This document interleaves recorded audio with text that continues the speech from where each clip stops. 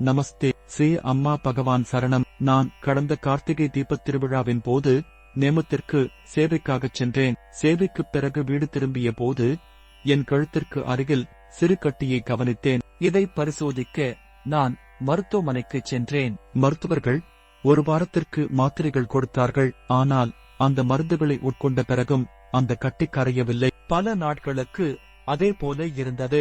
பிறகு நான் ஒரு ஸ்கேன் எடுத்துப் பார்த்தேன். கட்டியை அகற்ற மருத்துவர்கள் அறுவை சிகிச்சையை பரிந்துரைத்தனர். மேலும் மருத்துவர்கள் பரிந்துரைத்தபடி நான் பயாப்சி எனப்படும் பரிசோதனைக்கு ஆளானேன். கருணை மிகுந்த ஸ்ரீ அம்மா பகவானின் அருளினால் அது சாதாரண கட்டிதான் என்று பயாப்சி முடிவுகளில் தெரிந்தது. ஆனால் கட்டியை அறுவை சிகிச்சை மூலம் மட்டுமே அகற்ற வேண்டியிருந்தது.